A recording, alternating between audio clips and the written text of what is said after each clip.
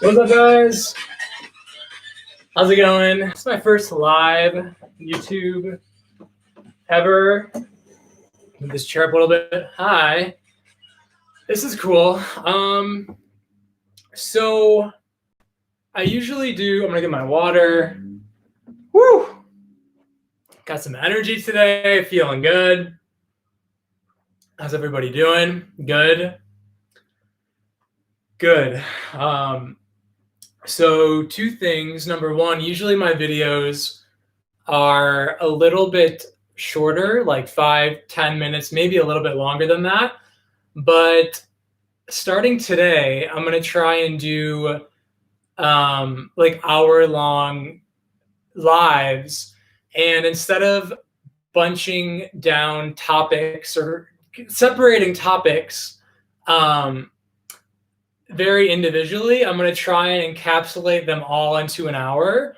That way things can just flow. Like I have this notebook, and this is point number 2. I have this notebook with things that have come to me to talk about, but I'm not sponsored by anyone, so there's no script. There's no set things that I'm going to say. These are just kind of like, the guidepost of things that I want to say that have come to me the past couple of weeks or month or two. And the fun thing about doing a live is, it's essentially improv. Yeah, I have these prompts, but I don't know, what I'm going to say. Again, there's no script. I don't know what, rabbit holes I'm going to go down. So I prefer it this way because it's more conversational, even though it's a one-sided conversation. But, it just flows better, having an hour conversation versus, snipping it down into clips. So, yeah, those are the two things I wanted to get out at the get-go. And, yeah, let's just have some fun. These are all different topics. I mean, right now, my page that is very new is still kind of, it encapsulates life and spirituality and just like bettering yourself. But yeah, it's just like life stuff, to be honest. So let's see what we got going on today. It's the third week in November, if you're watching this not live. And the first thing I have down in my little blue notebook is how we're groomed to bypass our own life power through the news and politics. And if you haven't seen that the last month, then I don't know if people ever will. They will. But it hasn't been more obvious than it has in the last month or two. Not to mention the COVID pandemic narrative, but also the election and this very obvious agenda to withhold certain information that isn't part of the mainstream narrative of what people want you to perceive about what's going on in the world. And I have grooming you for slavery, which is true.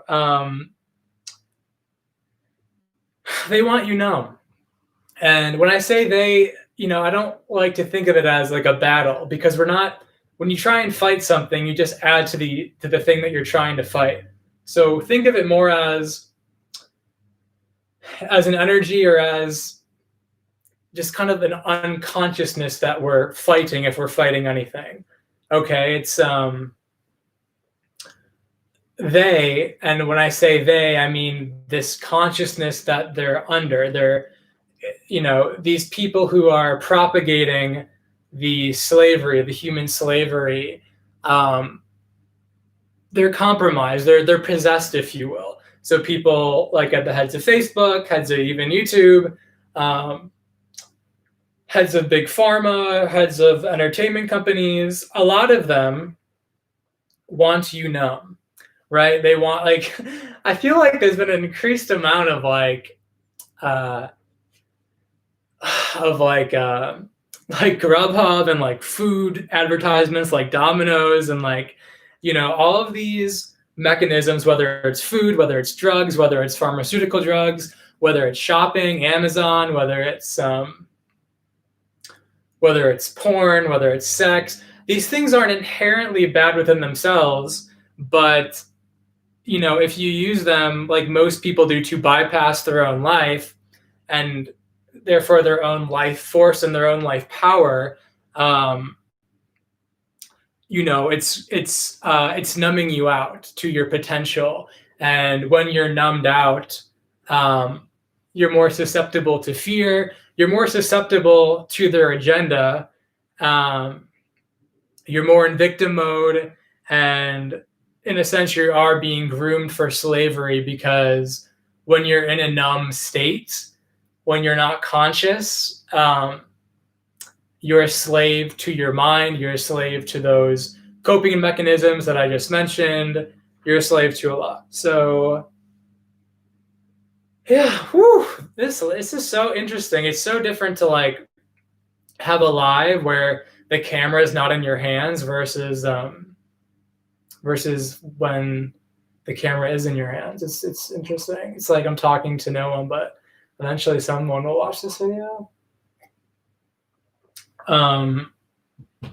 Okay. Yeah, so part of the agenda, part of the big players in the agenda, it's not just the technocratic Facebooks and Twitters and YouTubes, but it's also even companies like Uber. I used to work for Uber for almost 2.5 years in Los Angeles. And for the most part, I really loved it. I loved connecting with people. And it was a nice way to receive money. But there was a time when this woman wanted me to drive her to like 7-Eleven at night. And for some reason, I think it was out of the way or something, and she was kind of being difficult. So I said no, because it wasn't the destination that she put in. And then basically the next day, she complained to Uber that I didn't take her to her destination, or that something was wrong with my car, and they deactivated my account for like 3 or 4 days. And when you're a contractor and not making a steady income, and Uber's like I think at the time, one of my only one of two incomes, it can be scary to be cut off with no warning for, it was like 3 or 4 days, I think, especially because nothing was actually wrong with my car. It was just because she reported something to be wrong. I had to go through the trouble of submitting pictures to the Uber app, and it was very, the customer service is not very good on their end. But anyways, my point with this is, their control to do that, to just cut me off, is where these technocratic people want to take us, in terms of money, in terms of control. So say, you don't get a vaccine, and this is just an example. This is just if we don't stand up to our power, this is where they want to take it. So for example, you don't get a vaccine,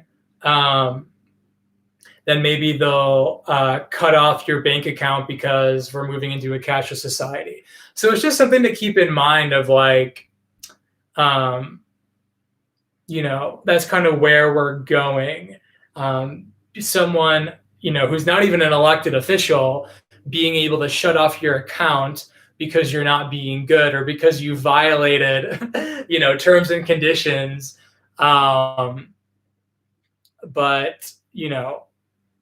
they're terms and conditions that are not in your best interest.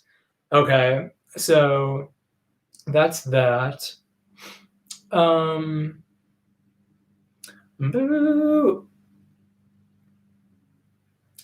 So yeah, the next thing is kind of unrelated, but I'm going to talk about it anyway. So we can all connect to our spirit guides. So this sounds very like woo-woo. This sounds like, if you're not really into spirituality, or you're kind of just getting started in the personal development arena, you're kind of going to be like, what the hell are you talking about? Spirit guides? Like, I don't even like, I can't even hear my own self at times, or like what's true for me at times. So the way to really make this easy is to realize that connecting with your spirit guides is actually something that's very normal. Um, for hundreds of years, though, it's been made unnormal. You don't hear anyone in the mainstream media or the mainstream anything talking about, spirits or anything etheric, because when we connect with our spirit guides, when we connect with our higher self, um, we have so much more power than when we don't know that we have that source connection, and when we just tune into television or tune into money or tune into other people as if they are our gods. But when we start connecting with the spirit world, and again, spirit world, really, if you're having trouble with this concept, it's just intuition, right? When you're in your body and rooted in your beingness and not distracted by TV or food or stress or worry or anxiety, when you're just in a neutral state, things will just flow to you. And that's what I mean by connecting with your spirit guides. It's connecting to your intuition. It's connecting to really the totality of who you actually are, and not, your name so-and-so that happens to have a job that happens to live a certain place. Like, it's the deeper connection.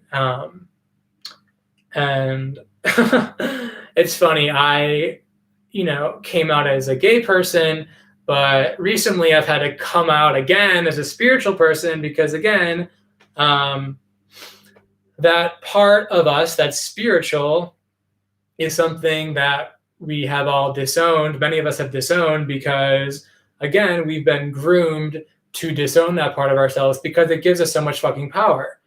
And we have to ask ourselves, well, why were we groomed to not be connected with our spiritual selves, especially as we grew up? There's no talk about that in the schooling system, aside from, religion, which is totally different. Religion's more doctrine. Religion's more, religion is more do this or you go to hell or you're a bad person, whereas spirituality is, everything is accepted and part of the whole, and, it's helping you expand. So, we get to ask ourselves, why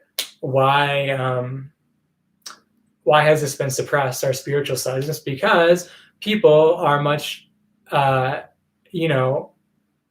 more susceptible to control when they're not connected with their spiritual self. And I don't want to hit that one too hard, but I'll probably come back to that at some point. So there's a lot of craziness going on in the world right now, and my next point is, the more peace that you create in your own life, okay, the less that's happening in the world around you will actually affect you. So because we live in a world where everything is connected, if people are still enslaved, and when I say enslaved, hold on one sec. I'm going to slow it down. When people are still enslaved, even if I am free from my mind, that slavery is still going to affect me because of our oneness. But because I am a fragment of the entire universe, every person, I can create a reality that, far exceeds the common experience of what most people are experiencing. Yeah. And kind of going back to, these are all kind of separate points, but maybe they'll all kind of come together. I'll link them together at the end, but I kind of just want to try this going bullet point by bullet point. kind of like I was talking about earlier with spirit guides and how you how they've been made to, like if you talk to most people on the street and be like, have you connected with your spirit guides today, your higher self today? Most people would be like, what are you talking about? Like, are you, you're insane. But the thing about it is, just as there's spirit guides and benevolent beings that we can't see with our eyes, with our senses, um, there are also beings and entities that are not so benevolent that can get off to our stress. I say jacking off to your pain. They're laughing. I mean, there's a bunch of energy that's laughing at, humanity being so enslaved right now, wearing masks. Okay, and again, if you're new to spirituality, you can be like, "What the fuck are you talking about? This sounds like craziness." But you have to think of something like Wi-Fi, right? We all believe in Wi-Fi, even though we can't see it. It's beaming through the airwaves right now, but we can't see it. But we know it's there. We've believed it. That's how we get to start thinking about these entities and spirit guides and all kinds of things that are beyond the physical. Just because we live in this physical earth doesn't mean that the only things that actually exist here are things that we can see with our eyes. You know what I'm saying? There's more than meets the eye, is what I'm saying. Yeah, so many people are sick. It's a sick world out there. And a lot of people think that they are powerless with their body, with genetics. I was under that spell for a very long time where you think that you just kind of got some cards, and we all got a deck of cards coming into this life.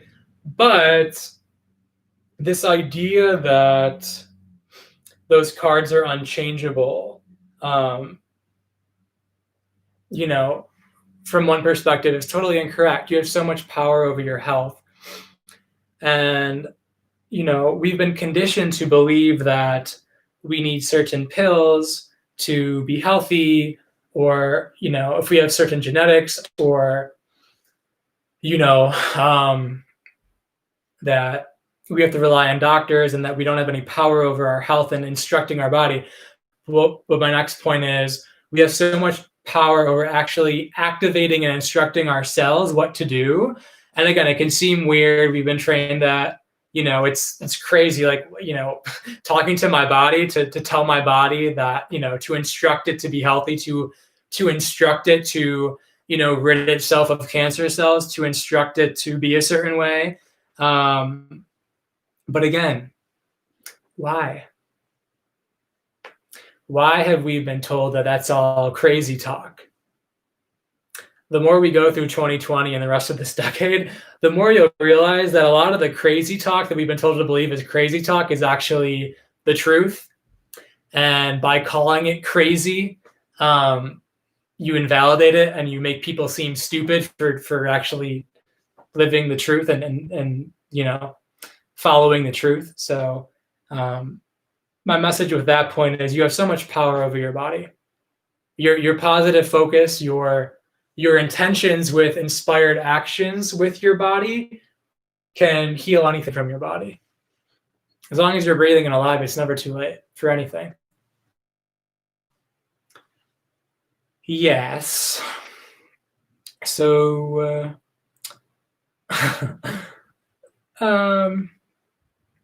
yes, this is kind of more back on the Uber point that I made.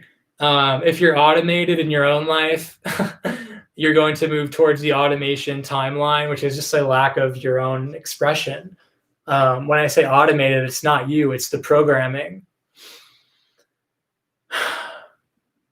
We've been programmed like computers to believe certain things, to take on certain perceptions of the world. And the more you, one of my favorite guys, David Icke, he calls these people, I think, like press enter people, basically meaning you do whatever you're told to do. And as you can see in 2020, and it's inevitable that the next decade is going to increase this more and more. We've been increasingly told what to do. Wear a mask when you go into the store. You have to. 6 feet apart. And the more you just live your life on automation and not questioning all of this, the more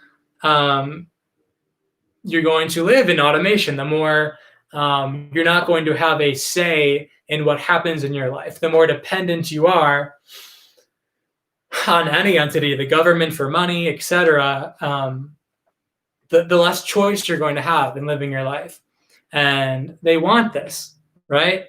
People who are possessed or compromised at the top, who are controlling this whole masterpiece that we're in right now, because there are silver linings from it.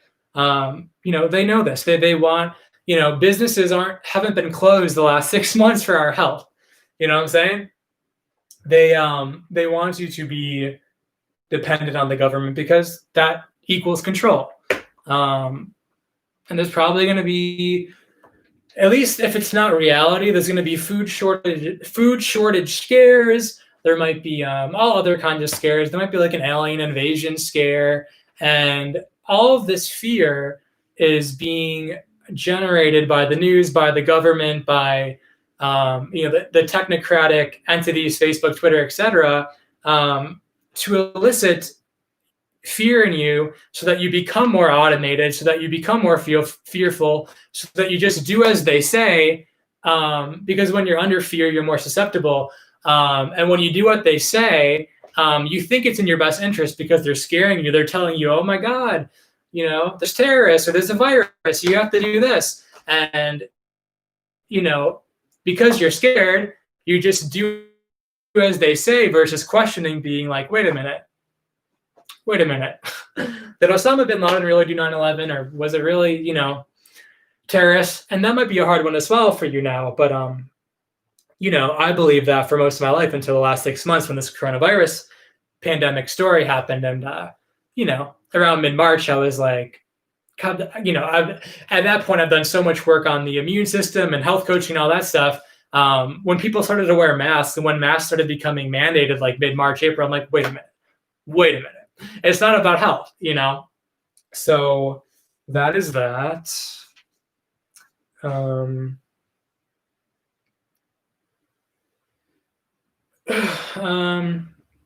Yeah, if you knew how much they suppressed and controlled, you'd freak. Because it's true. It's over. A lot of people can't hold it in their bodies at first because it's too much to handle for your nervous system. Like part of you shuts the information down because you're like, no. Because if that's true, if the news has been lying to me, the last 6 months, let alone much, much longer, about certain things and grooming me to believe these things for, so they got public approval to push agendas, like what else is true? It's a lot for people to handle at first. So I understand, the resistance to it. But again, this is happening both at the global level, right? At the world level, the United States level, but also it's happening on an individual level. It's how the news has been grooming us to project, our pain onto other people. And you haven't seen this more clearly than with Donald Trump, right? The whole woke movement. Let's see. They want you to blame. They want you to be in victim mode and be in this vibration of he did it. It was the orange man. Like F Trump. I hate him. Like, I don't, my rights are going to be taken away because of him. And again, these things, if someone's taking away your rights, it's not cool, right? But again, you have to take a deep breath and tune into Trump's energy for yourself. Do your own research. Watch his own speeches, unaltered by the news, not snippets of propaganda, and start asking yourself, wait a minute, my life isn't, number one, in danger by this man. Number two, 95% of my life is controllable through me. There might be some things that any politician does to affect me, but if I take responsibility for my own life, then it doesn't really matter who's elected, to be honest. But the news, but the woke politicians want to make you into victims, because when you're a victim, you don't take responsibility for your own life. Maybe you get government money, maybe you blame your weight, blame your health, blame your social situations, blame people attacking you, blame everything in your life on other people. And when you do that, they have you because then you're controllable, right? Because then you don't take responsibility for your life. You're, what I said earlier, more of an automated person, and you live your life on automation. But the cost of that is giving up your freedom, giving up more choices. When you're living, paycheck to paycheck based on the government, or someone is controlling your money, or someone is controlling your health, like a doctor or big pharma, you rely on medications. You have less choice versus someone who has taken their health into their own hands and is free, and that doesn't rely on doctors, that doesn't rely on big pharma, that doesn't rely on the government, every day for their food or for their money. So, companies like big corporations, like, the Targets and the Walmarts of the world, the people like George Soros in the world, they don't want you to take your power back, because when you take your power back and start taking responsibility for your own life, their systems of control start to collapse. And 2020 is really the beginning, like kickoff of the collapse of these control systems. Cool. Oh, we're at 27 minutes. Nice.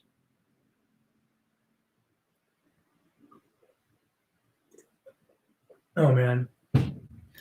It's nice not having a lot of subscribers now, because I can just it's like less pressure. Not that there would be pressure if there was more people, because I'm just talking. I mean, I had a conversation like this with people at the coffee shop earlier today. So it's not that I'm like, trying to put on a show. I stopped trying to do that a while ago, but yeah, it's cool. It's really cool. Okay. I'm taking a little stretch, guys. Whew. Okay. Oh, this is a good point. The trauma behind most Western medicine doctors, the fear of unintelligence. So again, there's amazing Western medicine doctors out there. There's all kinds of doctors out in the world. But what I see with a lot of doctors, and even some nurses too, it's this trauma of thinking that they're unintelligent. And when I say trauma, it's like this is very deep subconscious trauma. A lot of them aren't even aware of. So anyone, whether it's an MD or a PhD, a lot of these people get these high degrees because deep down they think that if they attain a certain level of education, then they will be worthy in society's eyes. They will be deemed intelligent. They won't be dumb like they always thought they were. They'll live accomplished lives. So the trauma with someone like that is, they're much more reluctant to admit that they're wrong. So when you have someone who's been studying Western medicine, which is in the United States and a lot of other places, it's Rockefeller created Western medicine, big pharma created textbooks. When you have them studying, a lower perspective of what's actually going on in our bodies, you could say it's falsehoods. They're going to be reluctant to be open to any other interpretation of health. So when you come to the truth that you actually can't catch a virus or can't catch disease, these people who have been studying 8, 9, 10 years to be doctors that have been ingrained since they started med school freshman year that you can catch a virus, they're going to be, what the hell are you talking about? You're stupid. So that's kind of what's going on now. That's what's keeping this COVID narrative in place. We're dealing with a bunch of, good-hearted, but resistant people that a lot of them don't have an open mind to the idea that disease can be the illusion of germ theory, the idea that you can catch something, disease, something bad from other people. They're going to have a hard time letting that go. Woke movements. Yeah.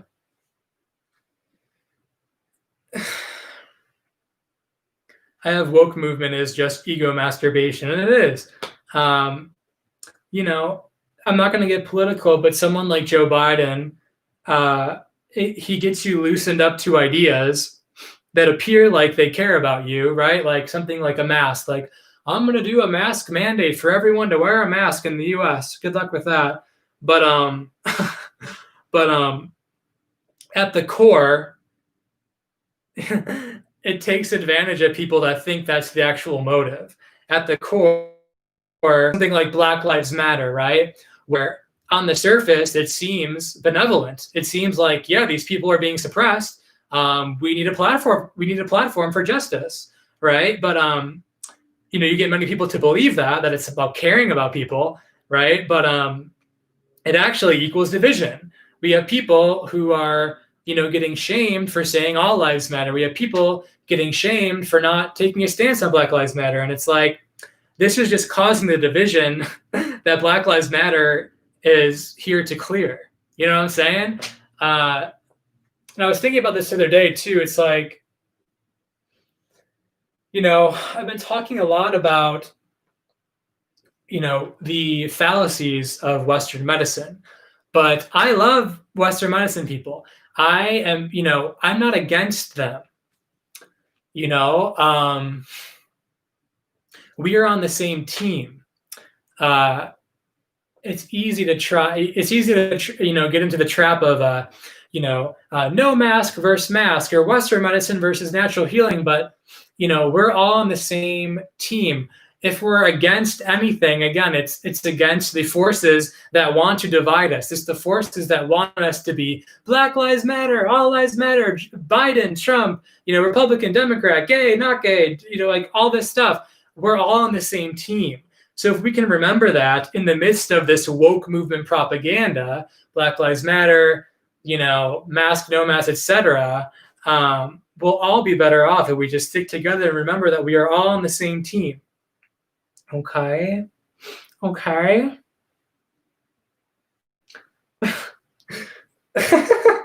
This is a funny one. But I'm gonna take a breath break.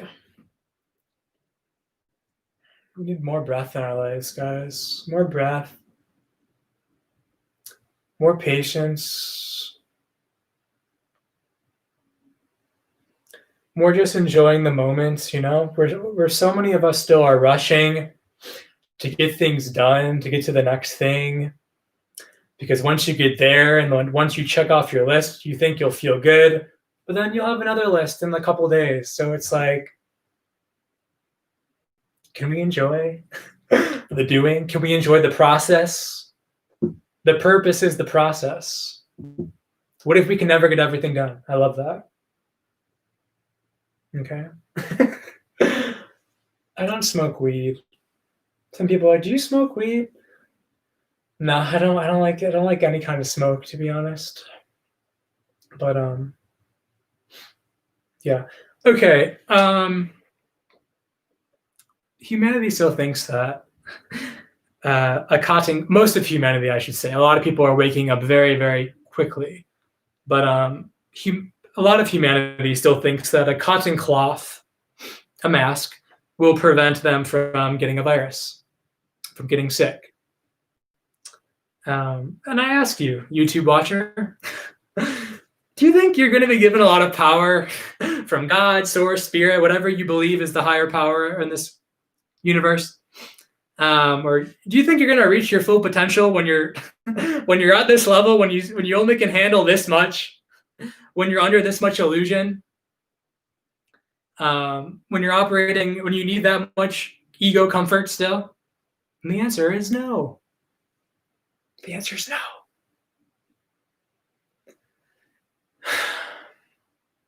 There are secrets to this life. There are codes. There are levels. This is a game. And they're only released when you're ready to receive or handle or embody them in the next tier. It's like that line, with great power comes great responsibility. If you can only handle, there's a virus and I gotta wear a mask and I gotta get that friggin' toilet paper before everyone else gets it. You're not going to be given a lot of the codes or the secrets to life. And that's where a lot of people are at. And it's fine. It's beautiful. I was there for a very long time. But until we can move past that and take a breath and be like, wait a minute, I'm putting a cotton, face nappy, face diaper over my mouth and my nose. And it seems like there's all these contradictory rules where, once you sit down in a restaurant, you can take it off, but you have to wear it to the bathroom. And it's like, maybe this thing is all about control and not about health in the first place. But yeah, it's a game. We're in a video game, but it's real. Okay. Yes. More on Western medicine in a second.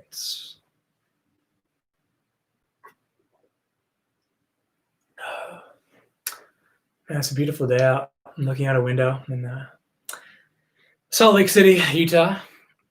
It's very beautiful. And it's crazy. I think YouTube just got an email saying, I think all videos will be subject to advertisements in a couple of weeks. It's crazy. I like the option where people can opt out of ads, because eventually I wouldn't want ads on my videos. It's disruptive. We live in a world where we're getting bombarded with ads and propaganda more than we ever have had before. And the more you can just put your phone down, the more we can put our phone down and connect with people in our actual physical present moment, or just breathe, or just go in nature, even if it's for 20 minutes, get some sunshine, this world will be in much better shape. So yes, so how Western medicine has traumatized us. That is my next point. And there's a big connection with Western medicine and the school system, because the